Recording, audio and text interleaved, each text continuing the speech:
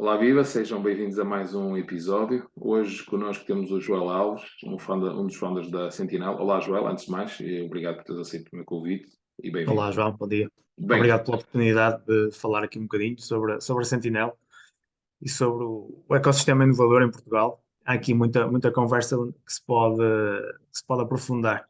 boa, vamos a isso então. Bem, se calhar começando até por aquilo que tem vindo a ser o teu percurso académico e profissional, podes-nos fazer aqui uma pequena síntese desse teu percurso e como é que surge na sequência desse percurso a Sentinel? Uhum. Sim, bom, assim, eu tirei um curso superior na Universidade do Minho. Entrei nesse curso superior, tive várias opções Era um curso com bastante opções de escolha para o mercado de trabalho. Podia entrar em áreas mais de inovação, mais de automação, mais de robótica. Na altura já se falava de inteligência artificial. Pronto, tive várias opções e optei por ter uma área mais ligada ao software. Havia a vertente mais ligada à parte eletrónica de potência, etc. Optei por uma vertente mais de software porque gostava muito mais de algoritmia, de soluções mais técnicas, eh, gostava de simular eh, vários ecossistemas, etc. Pronto, acabei por entrar no mercado de trabalho numa destas áreas mais técnicas, acabei por trabalhar em visão artificial e surgiu, acabou por ser uma área que estava em crescimento e está cada vez mais, e então acabei por fazer carreira em cima desta área, desta tecnologia. Depois, como sempre tive algum interesse por empreendedorismo e sempre fui seguindo outras empresas, outros empreendedores, como é que eles conseguiam criar negócios. E quando surgiu a oportunidade de também criar o meu próprio negócio, decidimos dar esse passo louco e arriscado neste mundo. E quando é que foi que Uh, nasceu a empresa? Foi em 2021, Ok. exato, 2021. Precisamente na pandemia. Exato, foi na pandemia. Percebemos que a pandemia não ia durar para sempre. Pá, havia muitos sinais de que a pandemia iria terminar rapidamente, o que sucedeu. E decidimos abrir o negócio e começar a testar se éramos capazes de criar algo a partir do zero. Um, Nos primeiros tempos foi muito duro, tivemos muitos entraves logo no início, porque na pandemia muita gente falava, até lembro logo recentemente num daqueles steps de abrir a empresa, a pessoa que estava do outro lado dizia: Vocês vão abrir uma empresa agora na pandemia? Isso é. Vocês têm muita coragem. Nós, "Ok, se calhar esta pessoa está correta, se calhar devíamos estar no nosso cantinho." Exato, daí a minha questão há pouco do tema da pandemia, né? Também foi uma altura em que houve muita gente, ou desde aí, muita gente abraçou novos desafios, fez alterações à carreira, bem, É, pessoas que. É tudo aquilo que nós sabemos, não é? Pessoas que se mudaram para o interior, que deixaram o estilo de vida que exato. tinham. Portanto, houve uma alteração também um bocadinho fundamental se calhar em determinadas gerações, não é? Que, não sei, por algum motivo na pandemia, se calhar fez-nos também refletir um bocadinho a todos. Ou seja, vocês, no fundo, encontraram, sendo vocês também conhecedores, vocês quantos sócios, quantos founders é que são? Três. Três? E já tinham trabalhado juntos, Sim, sim. estudaram juntos? Já nos conhecíamos, sim. Ok. Ou seja, vocês conheciam o mercado, conheciam as necessidades do mercado, no fundo, e decidiram, sei, trazer o que é que a Sentinel traz de diferente ou de novo para aquilo que é o vosso, para aquilo que é o tecido económico e, no fundo, o que é que faz a Sentinel? Se calhar até começando por aí um pouquinho, de uma forma mais descritiva, o que é que vocês fazem? Uhum. Qual é que é o vosso mercado-alvo? E, no fundo, quais são as vossas vantagens competitivas, não é? Uhum, sim. Pronto, o nosso mercado-alvo é a indústria. Nós partimos da base da tecnologia. A tecnologia da visão artificial, a inteligência artificial, permite desenvolver uma quantidade muito grande de soluções. pode não ser apenas para a indústria. Nós estamos muito na indústria porque foi algo mais imediato, foi algo em que nós já tínhamos algum conhecimento da realidade e foi algo que, percebendo que esta indústria tinha muitas necessidades no curto prazo, nós percebemos que, batendo à porta de novos clientes, novos contactos, conseguíamos responder rapidamente às necessidades deles. Então começámos a fazer alguns serviços desta forma. Como nós tínhamos o know-how, foi fácil, mas não tínhamos produtos, e foi algo que eu partilhei já. Nós não tínhamos nenhum produto, mas tínhamos o conhecimento. Certo. E eu tinha percebido que muitos empreendedores começam assim. Têm a visão, têm o conhecimento, e quando não tens o conhecimento e não tens produto, podes fazer esses serviços, consultoria. Pronto, foi um pouco assim que nós começamos. Rapidamente sentimos a necessidade de criar um produto, rapidamente começámos a desenvolver um software, e a partir daqui foi uma questão de motivação e trabalho duro. Foi muitos clientes a falarem connosco, ou nós a falarmos com eles, primeiramente na pandemia até, para percebermos que necessidades é que eles tinham. Muita gente a dizer, epá, precisava de determinado tipo de problemas resolvidos, e nós, ok, nós se calhar conseguimos resolver esses problemas. Pronto, e depois foi trabalhar 24 horas, todos os dias, dormindo um bocadinho, como eu tenho dito sempre, e desenvolver uma coisa do zero. Pá, não há segredos, foi isto. É muita ambição, muita motivação e depois muito trabalho duro. Exato. E, pronto, e foi isto que nos fez crescer. E agora, neste momento, o que fazemos é, temos alguns produtos que já conseguimos vender para o mercado. Temos várias soluções na área do software, na área da inteligência artificial, e basicamente os nossos clientes estão na indústria automóvel, indústria da cortiça, do plástico, e estamos cada vez mais a diversificar estas soluções. Certo. Basicamente, as nossas soluções, para simplificar, para mostrar qual é a principal função de um produto nosso, basicamente é fazer inspeção de qualidade de forma automática. Ok. Em vez de. Aqui na região do Minho há muito. O setor têxtil é muito forte. E normalmente, para produtos de maior valor acrescentado, ou para clientes com mais exigência de qualidade, estas fábricas colocam pessoas a fazer esta revisão do tecido, do produto acabado, etc. O que nós Uhum. fazemos é, em vez de termos estas pessoas, temos máquinas. As Certo. máquinas, através das câmaras, conseguem fazer o mesmo trabalho que faz uma pessoa, com o mesmo nível de, de resolução do nosso olho humano, ou superior, mas depois têm cadências e uma repetitividade muito superior a qualquer ser humano. Certo. E daí a vantagem.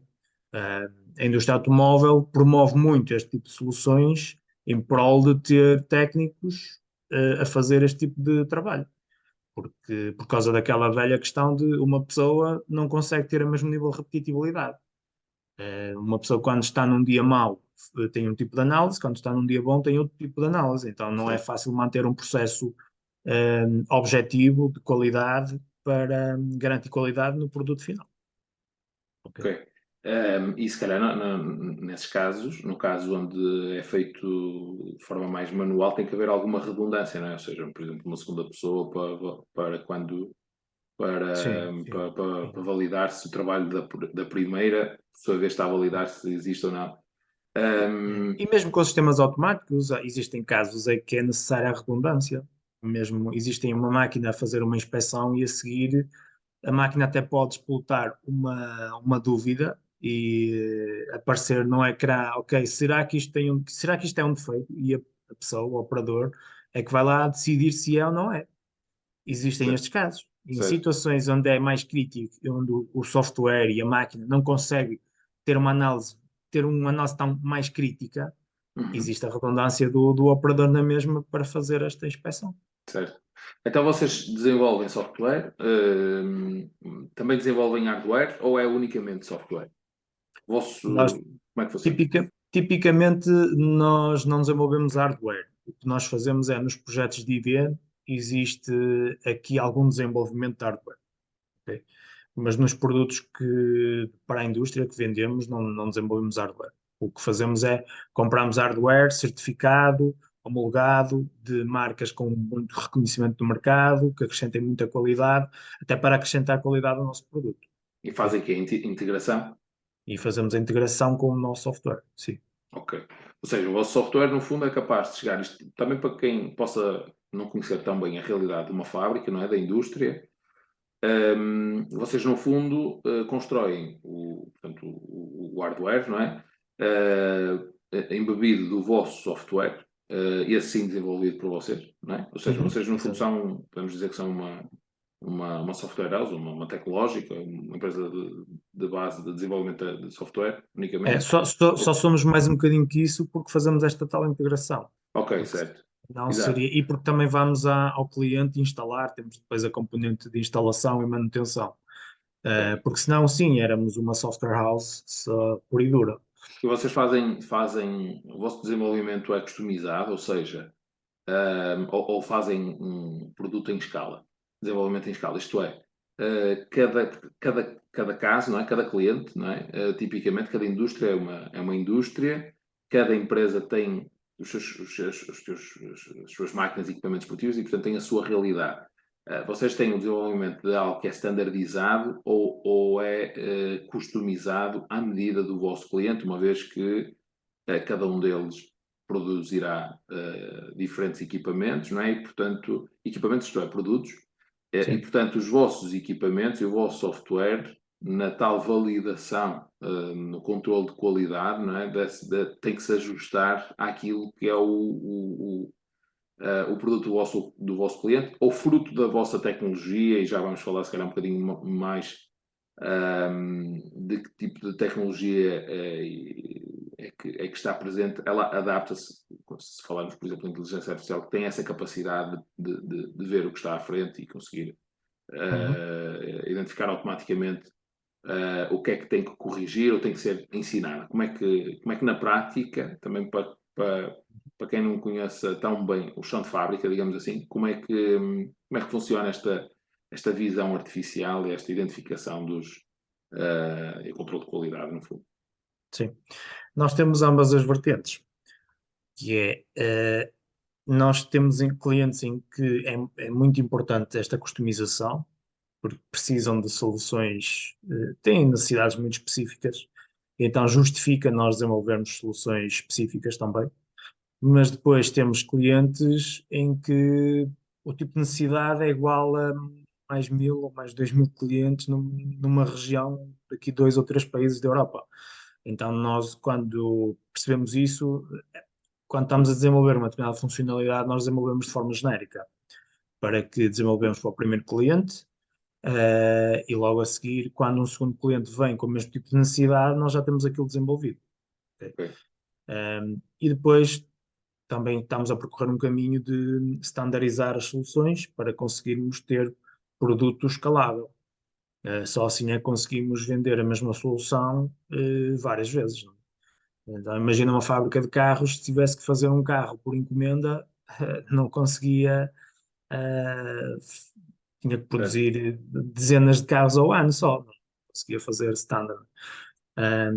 Por isso, o caminho acho que é este, é fazer alguns modelos, olhando ao exemplo dos carros, fazer alguns tipos de modelo de carro e perceber se o mercado tem aceitação mais por um lado, mais por outro, adaptar o produto ao longo do tempo, mas sempre com o mindset de standardizar e tornar as soluções genéricas, porque senão é muito difícil escalar.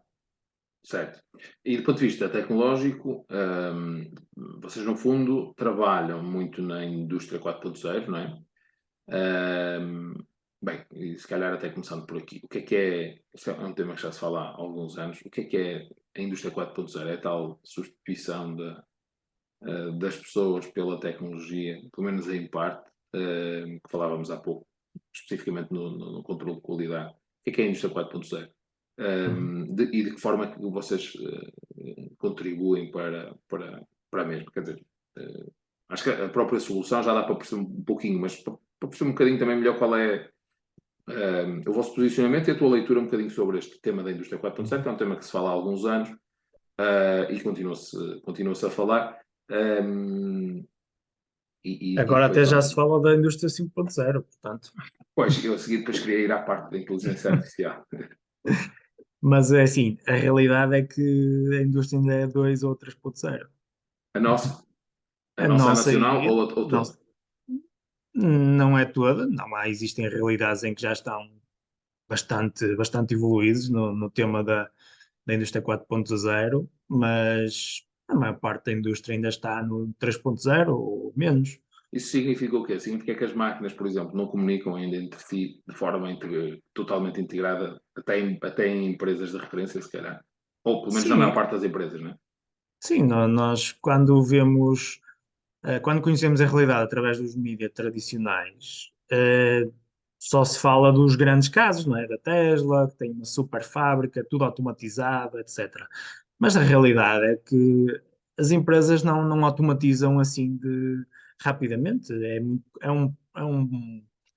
um processo complexo de fazer. É preciso acautelar muitas situações e muitas vezes a fábrica está a funcionar muito bem com o processo que tem, automatizar vai acelerar e vai trazer coisas boas, mas também vai trazer problemas.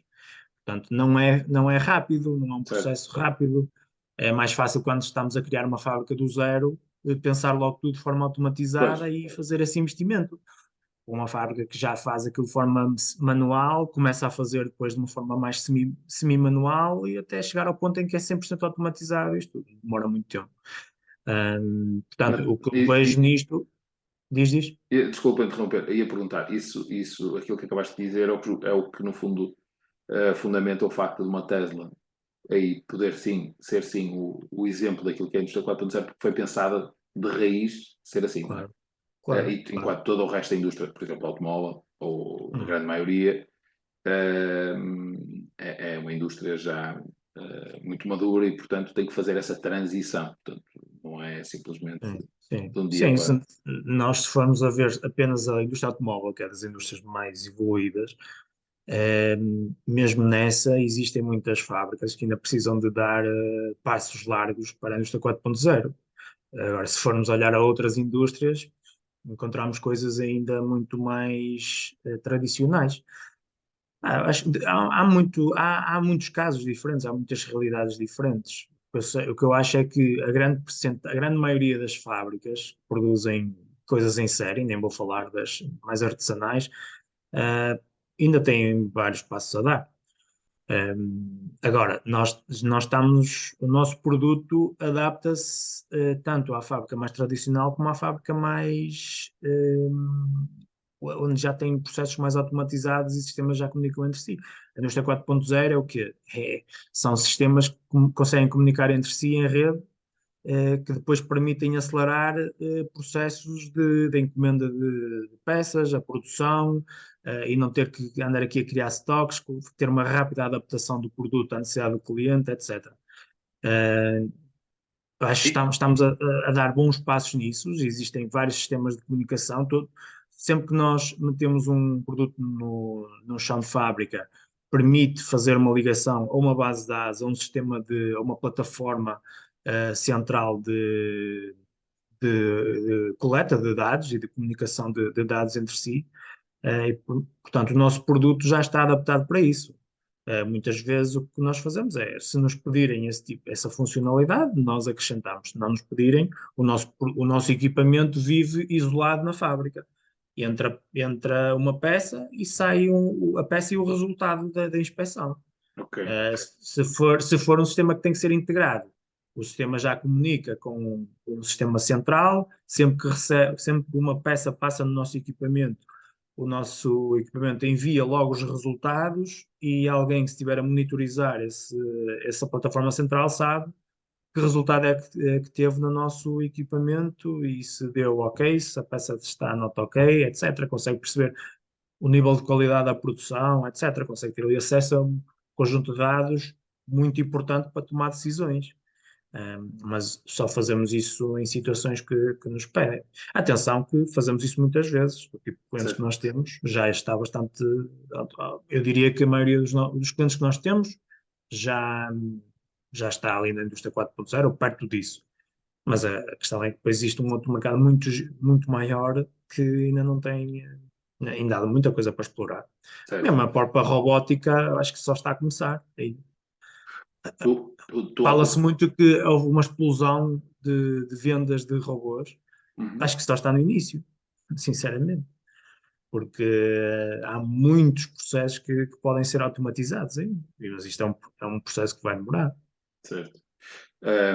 Ou seja, no fundo, a vossa ferramenta integra-se em diferentes ambientes, não é? Num ambiente mais evoluído do ponto de vista da transição digital que tanto se fala, e processos menos, em empresas têm processos menos evoluídos nesse sentido. No mais evoluído, vocês, no fundo, também geram informação, geram dados para a empresa, porque no fundo a indústria 4.0 também é um bocadinho isto, ou seja, no final há aqui uma quantidade produzida de dados que depois permite uma melhor gestão, não é? Costuma-se dizer Uhum. que aquilo que não Sim, se mede não se pode gerir. exato. E portanto, vocês também contribuem depois ou a vossa ferramenta também contribui com esses dados, não é? De forma Sim. automatizada em função daquilo que é o trabalho que faz. Sim, imagina, sempre que passa uma peça no nosso equipamento, nós criamos um digital twin, Uhum. digamos.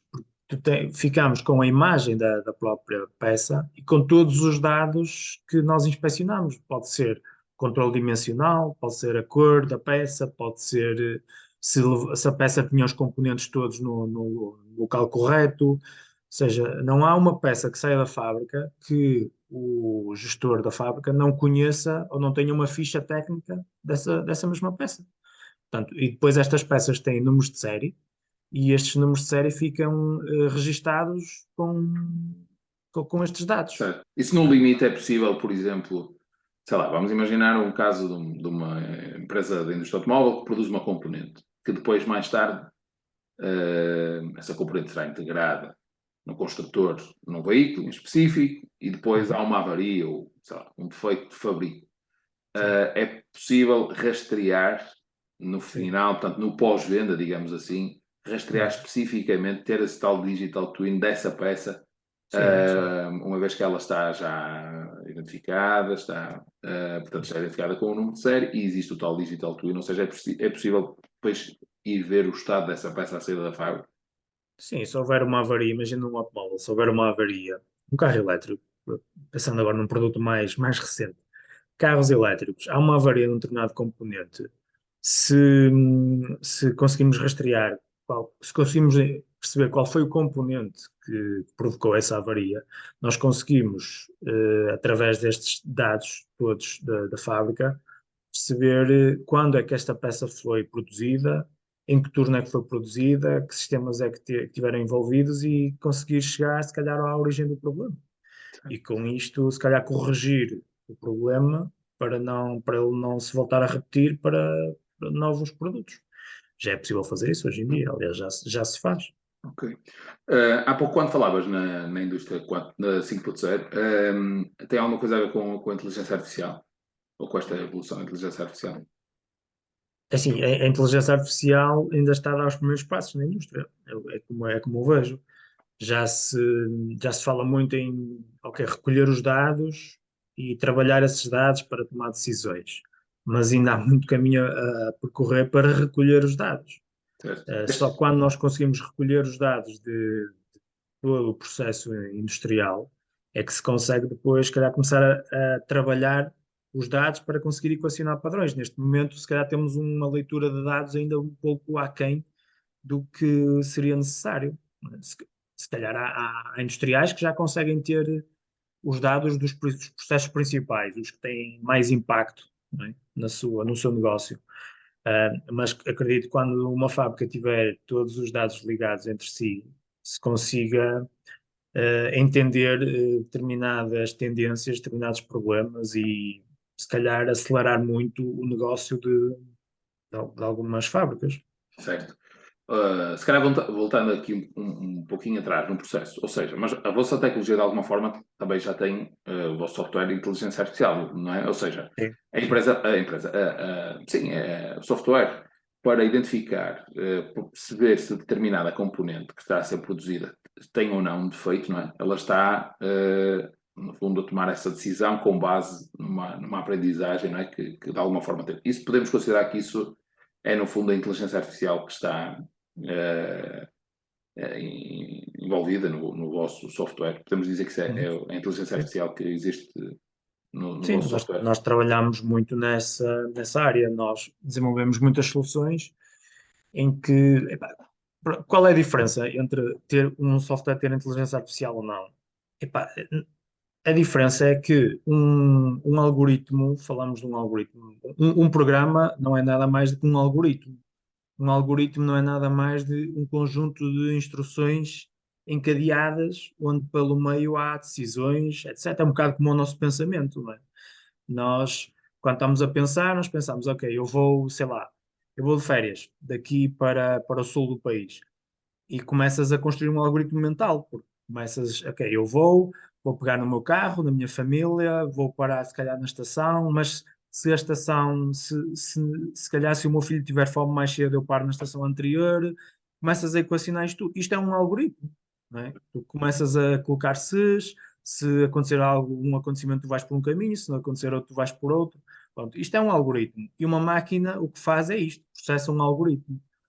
E este algoritmo pode ser construído de forma manual, programando, que é a forma tradicional de o fazer, ou então ter uma outra inteligência por trás em que nós ensinamos o que é que nós queremos. E eu digo assim: eu quero ir daqui ao Algarve, mas atenção, porque eu levo a minha família e se o meu filho quiser tomar um pequeno almoço mais cedo, eu tenho que parar mais cedo. Se o meu filho nem for na viagem, eu se calhar vou direto. Paro passado 3 horas, tem que se parar na autoestrada passado 3 horas, ou 2 horas, acho. E pronto, eu ensino isto à minha máquina e ela é que constrói o algoritmo. Ela é que diz, ok, agora tu vais. Ela é que vai dizer qual é a instrução que eu tenho que seguir. É quase. Se calhar ela depois indica este processo ao GPS, o GPS diz-me o que eu tenho que fazer e eu faço. Pronto, e a inteligência artificial é isto: é teres um software por trás em que tu podes ensinar o que queres fazer, ou então tens que programar tu todas as instruções. E todas as instruções voltando ao exemplo do carro, desde que eu acordo da cama, tenho que me vestir, tenho que abrir a porta do carro, tenho que entrar no carro, tenho que fechar a porta, tenho que ligar o carro, tenho todas estas micro-instruções que nós fazemos já de forma automática.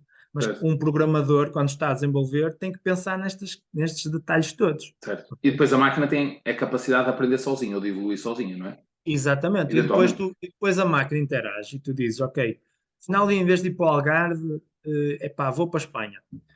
E então a máquina adapta-se, já tem o conhecimento que tu lhe ensinaste como ir para o Algarve e adapta-se para ir para a Espanha, não é? Certo.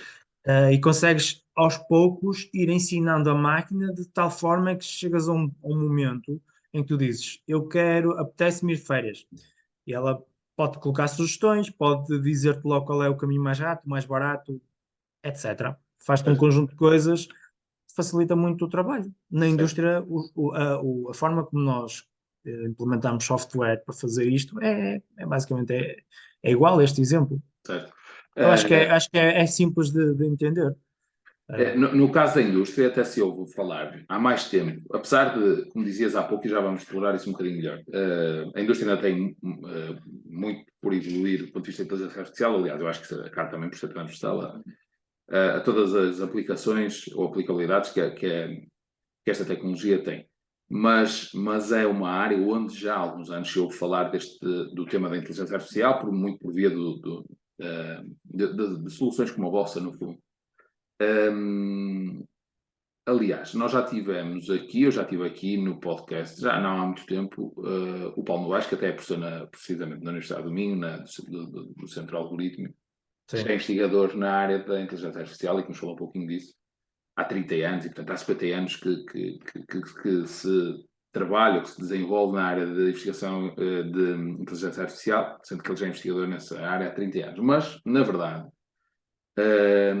a inteligência artificial só veio, ou veio para, no fundo, a boca de toda a gente há alguns meses atrás, quando surgiu o ChatGPT e depois a partir daí já surgiram um conjunto de outras ferramentas portanto, dentro dessa lógica. Isto para perguntar o quê? este hype que está a haver do tema da inteligência artificial para uso, no fundo, sei lá, individual, não é? Porque agora qualquer um de nós consegue criar facilmente, mesmo quem não tenha skills, como é o meu caso, por exemplo. Há dias fui experimentar um desses softwares com base em inteligência artificial, tipo ChatGPT, mas para produzir vídeos, e fiz um vídeo em, sei lá, 2 minutos. Uma brincadeira. Sim. Ou seja, isto para dizer o quê? Esta evolução deste tipo de tecnologia, como é que isto poderá eventualmente se replicar na indústria, não é? Ou seja, quando no chão de fábrica, como é que isto poderá evoluir? Já se fala sobre isto na indústria, não fala, porque são realidades muito diferentes, não é? Uma coisa é para determinado tipo de profissões, por exemplo, sei lá, na área do marketing, criação de conteúdo, não é? O ChatGPT Uhum, escreve-nos um texto portanto, que facilmente substitui um texto criado por uma pessoa. uhum, No espectro daquilo que é a vossa atividade é um bocadinho diferente, ou seja, é um bocadinho mais complexo. Como é que o evoluir desta tecnologia poderá vir a ser implementado? Como é que isto poderá vir a funcionar no chão de fábrica, numa empresa industrial e, bem, desde logo também presumo que para chegarmos a esse ponto a empresa já tenha que estar em plena, com o tal indústria 4.0 plenamente implementada, não é? Senão também não funciona, se sim, as máquinas nem sequer comunicam entre si, não é? uhum, Como é que irão haver sistemas de inteligência artificial que tomarão eventualmente decisões sozinhos, não é? No chão de fábrica, não sei. O uhum. que é que se fala Sim, neste tema para pensar mais na componente industrial? sim. Assim, o que eu vejo mais oferta é mesmo na parte da análise dos dados. É business Dadas? intelligence. É quando tu tens muitas empresas que industrializam esta componente de retirar dados das máquinas. E depois tens outras empresas que oferecem muitas soluções nesta parte dos dados. Ok, depois tu já tens os dados, eu tenho aqui uma plataforma em que consigo fazer upload destes dados e consigo-te encontrar muitos padrões e dar-te muitas informações para um industrial que até agora ele não conseguia tirar podia ter uma sensação, algum conhecimento do que é que se está a passar no chão de fábrica, mas com os dados, com os padrões, uh, é real, não é? Tens ali uma base, não é uma questão de opinião nem uma questão subjetiva, os dados dizem-te que tu estás a produzir, por exemplo, peças com 30% de defeitos, ou se calhar até podias aumentar o preço porque o teu mercado está a cobrar mais por peças com menos qualidade, etc. Tens aqui um conjunto de coisas que podes retirar destes dados. Mas para além disto, tu agora no futuro próximo vais ter soluções que permitem automatizar processos, seja processos de inspeção de qualidade, seja processos de fazer efetivamente um trabalho qualquer através da inteligência artificial. Tu podes ensinar robôs a soldar, por exemplo, recorrendo aqui a ferramentas de inteligência artificial. Tu hoje em dia já não é preciso programar, ou seja, eu acho que o impacto mais profundo que vai ter a inteligência artificial nestas áreas de engenharia é mesmo abrir aqui as ferramentas que se utilizam para fazer soluções técnicas a toda a gente. É o exemplo que estavas a dizer. Se calhar não precisas ter um curso de design para fazer um vídeo, fazer uma animação, etc., porque já tens uma ferramenta que faz isso. Para programar um robô, se calhar também não precisas ter um curso de engenharia ou de matemática ou etc. para conseguir saber programar. Não é? Tu consegues ter ferramentas em que dizes eu quero que o robô faça isto, eu quero que o robô faça aquilo, e o próprio software interpreta a tua mensagem, constrói o programa, ok? E Certo. isto depois permite acelerar muito, não é? Depois tens uma democratização das tecnologias. E então qualquer pessoa, até na universidade, consegue logo criar soluções que podem ser industrializadas. E pronto, podes acelerar muito este processo de industrialização, automatização, e aí sim, se calhar, chegar à indústria 4, 5.0 mais rapidamente. Ok? Eu acho que isto da inteligência artificial, sinceramente, podemos estar a assistir a algo muito parecido com a revolução da internet. Eu acho que isto tem um enorme potencial em escala, em massas, Pode ser aquilo que foi, o aquilo que foi a internet. catalisador de uma nova revolução É, industrial, no é, fundo. eu acho que sim, eu acho que pode. Agora, existirão entraves, obviamente, né? Isto é quase como um vírus, pode ser rapidamente espalhado por todo lado, pode ter aqui alguns entraves que depois fazem a diferença e depois não, acaba por não ter um alcance mundial.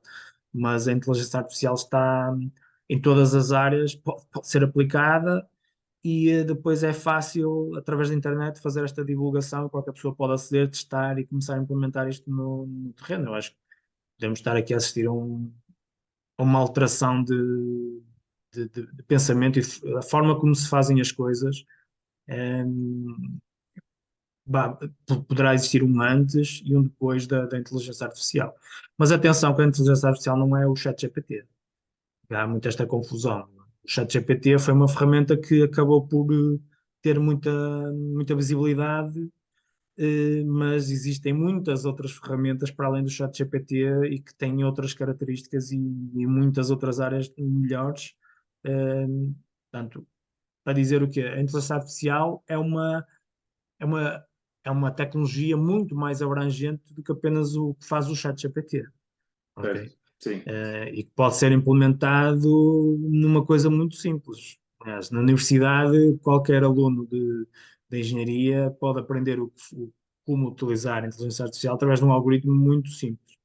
certo. Eh, Portanto, eu quando estudava já se falava em inteligência Certo. artificial e já tínhamos testado várias coisas. Portanto, No fundo, se calhar o chat GPT o que faz é democratizar o acesso à inteligência artificial, não é? Ou seja, fazer com que um leigo, por exemplo, como eu dizia, como o exemplo que eu dava há pouco,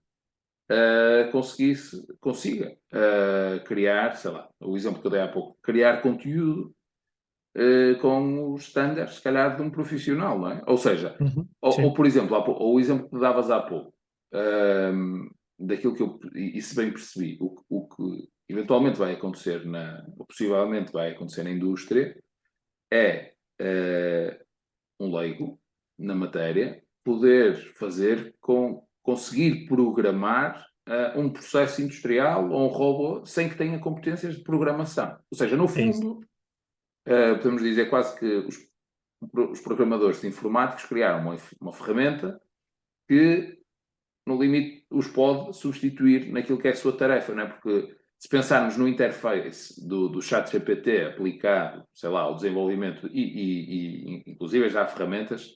Aliás, o próprio chat GPT creio que também nos dá código, se quiser. Se lhe pedirmos código para criar um website, por exemplo, ele dá-nos o código. Sim, sim. Portanto, no fundo, o ChatGPT é quase como um interface, não é? Mais amigável, user-friendly, Uhum. para qualquer um de nós criar determinadas ferramentas. E depois, agora, aquilo aplicado, ou essa interface, pode, no fundo, ser inspiradora para serem criadas outras, como aquela que mencionavas há pouco, em que, se calhar, eu, sem qualquer competência na área de IT, consiga desenvolver, lá está, um sistema industrial complexo, um sistema avançado, porque se calhar em vez de ter que estar a produzir código, ele vai produzir por mim, não é? Eu só tenho que lhe dizer o que é que quer. Olha, quero que Uhum. desenvolvas aqui sei lá, um Sim. software que permita, não sei, ter um conjunto de aprendizagens com base naquilo que é o histórico daquela ferramenta. Portanto, eu diria que se calhar é um bocadinho isto, não é? Ou seja, a inteligência artificial eh, vai possibilitar no fundo, esta democratização no acesso à tecnologia, do desenvolvimento da tecnologia. Sim. No caso Mas não vai industrial, substituir, não vai substituir, porque vai democratizar. Isto é como, imagina, um exemplo. Eu gosto muito de dar exemplos, que eu acho que é mais fácil para toda a gente entender. Imagina um carro. Ahm, Tu, neste momento, tens toda a informação necessária na internet para poderes fazer a mecânica de um carro ou a manutenção de um automóvel. E não é por isso que as pessoas deixam de ir a um mecânico. Não é? certo. As pessoas, toda a gente sabe conduzir um carro, toda a gente sabe os mínimos de que é que um carro leva, gasóleo, gasolina, óleo, mas não é por isso que as pessoas depois deixam de ir ao mecânico. E aqui o exemplo é, vai sempre existir a necessidade de ter engenheiros que saibam programar baixo nível, engenheiros que saibam o detalhe da tecnologia, não é? Certo, A tecnologia não o vai substituir. O que vai acontecer é pessoas que se calhar iriam estar focadas noutras áreas, ah, se calhar vão começar a fazer coisas mais viradas para estas áreas das tecnologias, porque isso notou-se nos telemóveis, não é? Toda a gente sabe utilizar a maioria das funcionalidades do telemóvel de uma forma simples. certo. Ninguém tirou um curso de engenharia. Toda a gente sabe tirar fotos de alta qualidade e ninguém sabe como é que funciona a gama ativa de uma câmara ou ajustar o brilho, as pessoas ainda sabem, mas mais do que isso não sabem os programas que estão por trás. Portanto, e não é por isso que se substituem os fotógrafos, não é? Certo, Um, o que vai acontecer é que cá existem menos pessoas com necessidade de ter um conhecimento mais aprofundado. Não é? certo. Existe muito essa, no fundo, essa reflexão, a propósito da próxima, chamemos-lhe Revolução Industrial, não é? Ou seja, historicamente, não é? Todas as revoluções industriais introduziram máquinas, não é? Que substituíram pessoas. Uhum. Aquele ofício, ou um conjunto de ofícios, desapareceram, mas essas pessoas foram necessárias ou foram realocadas para outras áreas. Eu acho que um bocadinho da discussão de hoje em dia, relativamente à próxima Revolução Industrial, é perceber se, dado o avanço tecnológico que temos agora, se esta substituição de pessoas não será muito mais massiva e, no fundo, difícil de realocar depois estas pessoas para outras tarefas. Se existem tantas tarefas assim, ou seja, no fundo, quase como um, o facto de esta revolução industrial, esta eventual nova revolução industrial, ser bastante mais, um ritmo mais elevado do que foram as anteriores. E, portanto, historicamente, as anteriores criaram foi mais emprego, não é? Isso é, Uhum. e na altura também, em todas elas, houve o medo de se substituir aquelas profissões, aqueles ofícios, etc. Mas o resultado foi desenvolvimento económico, crescimento económico e, por isso, mais oportunidades e mais emprego que a tecnologia da altura possibilitou. Aqui a questão, no fundo, hoje em dia o que se fala muito é será que esta Revolução Industrial vai ser igual ou diferente? Qual é que é a tua opinião sobre este tema? Sim, eu acho que aqui nós estamos a assistir num momento no mundo, eu acho que se calhar um momento onde falta mais mão de obra.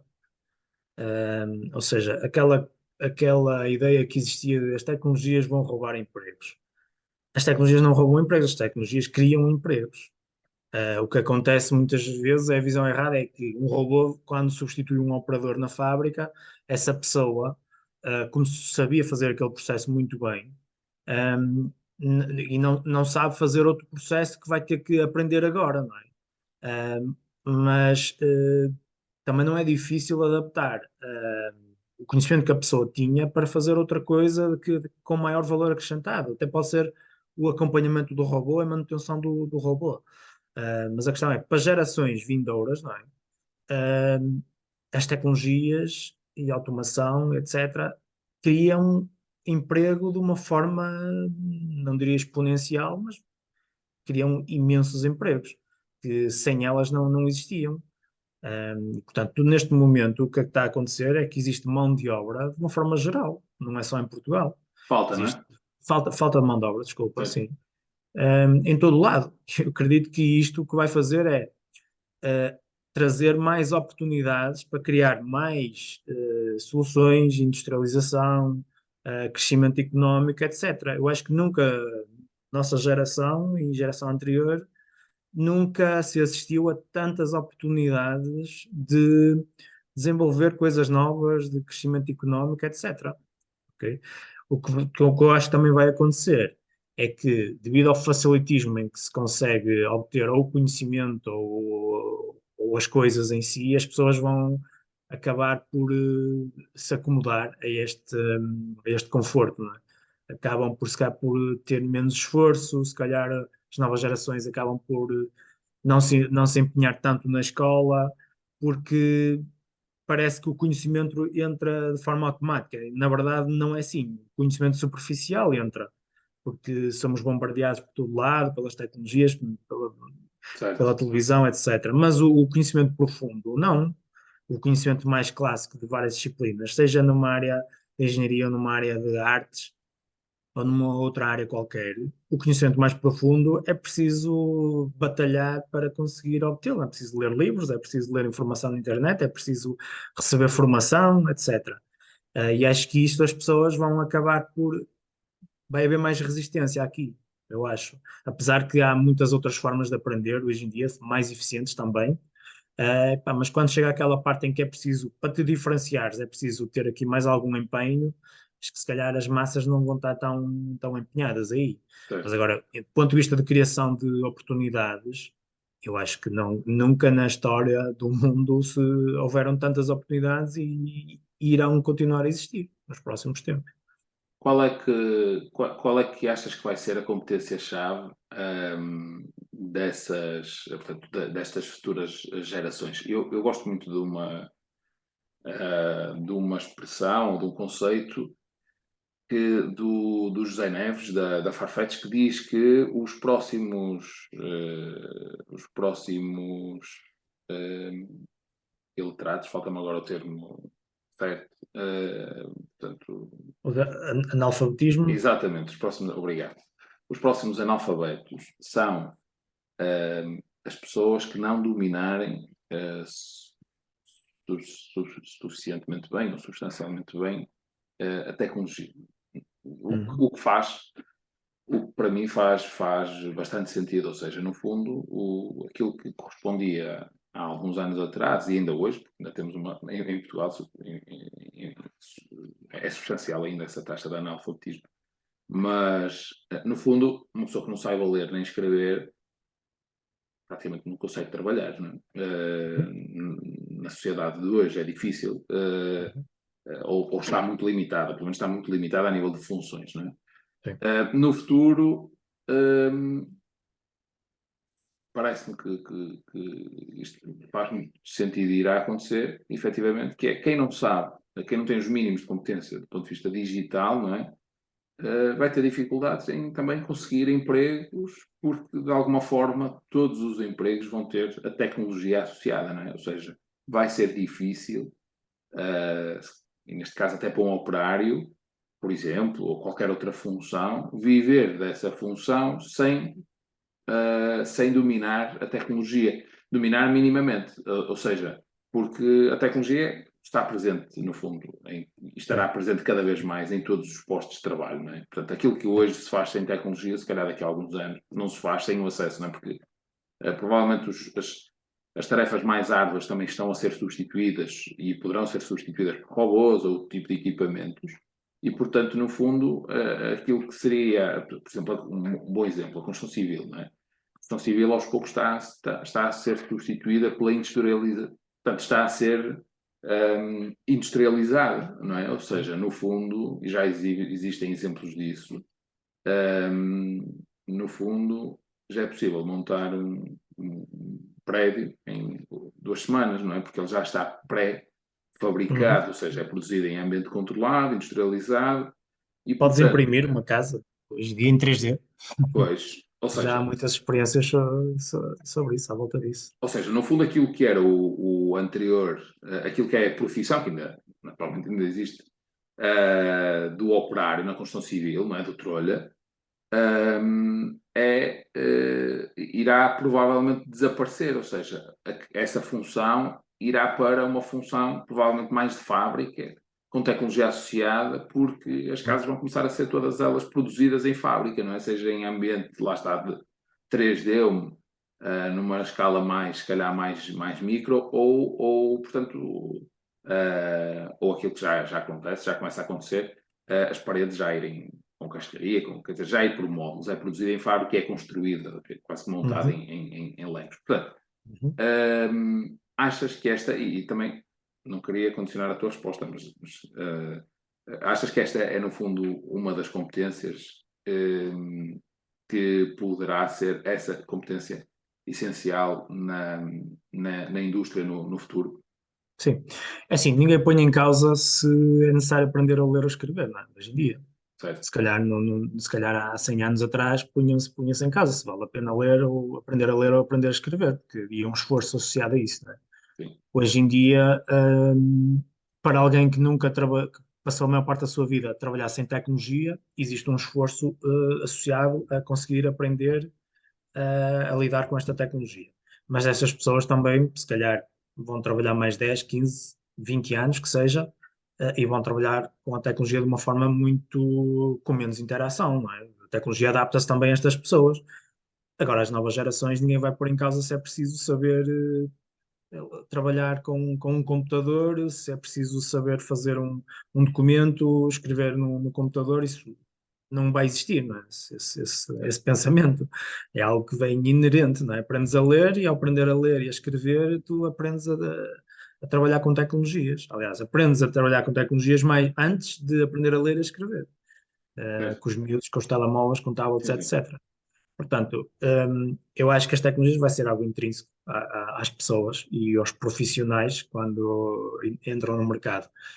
Por outro lado, também acho que as tecnologias não são solução para tudo, apesar que eu trabalho nesta área, mas acho que há muita coisa que eu prefiro de forma old school. Acho que a tecnologia muitas vezes atrapalha. Uh, ok, a tecnologia, imagina um smartwatch. Eu não uso smartwatch, só pelo simples facto de ter que o carregar todos os dias. Porque eu percebo que até traz muitas vantagens, mas depois, o meu dia a dia, não consigo apanhar a rotina de ter que andar a carregar e depois ficar em algum sítio, estar em algum sítio e precisar de aceder ao smartwatch e não tenho bateria. Pá, pronto, são hábitos. Mas muitas outras coisas, a maneira old school é bem mais interessante. Portanto, as tecnologias não vêm agora substituir tudo de repente. Eu acho que em determinadas áreas as tecnologias vão querer entrar, mas vai haver aqui uma resistência, as pessoas vão tentar dar a volta, e se calhar vai chegar a um ponto em que as tecnologias já estão tão implementadas em tantas áreas distintas que o não ser tecnológico se calhar vai ser o diferente, não é? A oferta vai ser diferenciada, quase Certo. como fazer uma peça à mão e uma peça única, não é? Isso no nosso cotidiano, não é? Porque do ponto de vista industrial, a tendência é digitalizar tudo, não é? Não é possível. Sim, sim, sim, sim, sim. Porque no fundo até o produto que possa ser artesanal, a empresa é tão mais eficiente quanto mais digitalizada tiver, não é? Mas imaginar uma empresa que produz, sei lá, relógios antiga, não é? Relógios analógicos. Uhum. Essa empresa será, em princípio, essa empresa será tão mais eficiente quanto mais a própria empresa for digital, não é? Por muito que não produza um produto digital, ela portanto, Sim, tem os benefícios da. Portanto, acho que é um bocadinho isto, não é? Ou seja, também há aqui sim. duas perspectivas. A perspectiva mais pessoal, não é? Da tecnologia na vida portanto, pessoal, da tecnologia da vida empresarial ou no tecido Sim. empresarial e industrial, porque sem ela, provavelmente as empresas deixam de ser competitivas, não conseguem ser competitivas. Não é? Era aquilo que dizia há pouco, aquilo que não se consegue medir, não se consegue gerir, não é? Portanto, e para se medir, cada vez mais está intrínseco a haver tecnologia, não é? Haver a tal digitalização e haver esta lógica implementada nas empresas. Joel, olha, muito obrigado pela tua partilha. Votos de maior sucesso para a Sentinel. Vocês, no fundo, têm 2 anos, não é? Mas estão com um crescimento acelerado. Aliás, está no vosso site, é público, vocês trabalham com algumas das indústrias mais exigentes de grande dimensão, como a Continental, a Borg Warner, e várias outras empresas. Estamos aqui, neste caso, a falar de 2 empresas têm fábricas por todo o mundo e, portanto, no caso da Continental, um dos maiores exportadores a nível nacional, não é? E, Uhum. portanto, o nível de exigência para trabalhar com empresas como essa é elevado, é grande e, portanto, imagino, não conhecendo o vosso produto enquanto utilizador, não é? Imagino que seja de de grande competência para, em menos de 2 anos, conseguirem estar a trabalhar, no fundo, na Liga dos Campeões daquilo que é a indústria, não é? Portanto, que é, no fundo, Sim. o vosso Uhum. mercado e, portanto, isto quererá dizer alguma coisa, certamente. Portanto, dar-vos parabéns por isso e desejar-te maior sucesso para a empresa. Mais uma vez, agradecer a tua disponibilidade e partilha aqui na conversa, acho que foi muito interessante. Sim, pronto, é assim, da minha parte, também agradeço esta oportunidade. Nós, pegando aqui nas tuas palavras, a Sentinel que está a fazer é simplesmente fazer o deploy, a descarga do conhecimento que a nossa equipa tem para soluções e para aplicar, resolver problemas nesta parte mais industrial. O nosso crescimento justifica-se por este conhecimento, justifica-se porque temos uma equipa muito forte, ou seja, a Sentinel, para além dos cofundadores, tem também uma equipa bastante forte, com muito conhecimento, e conseguimos muito bem fazer aqui, complementar-nos e termos um espírito de grupo muito forte para conseguir ter crescimentos acelerados.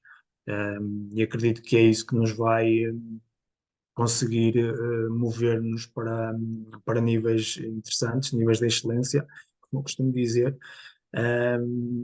Pronto, não tem grande segredo, é simplesmente muito trabalho e conhecimento que aliados tornam-nos especiais. Certo? Portanto, Já agora, vocês quantas pessoas são atualmente? 12 pessoas. Muito bem. Ok.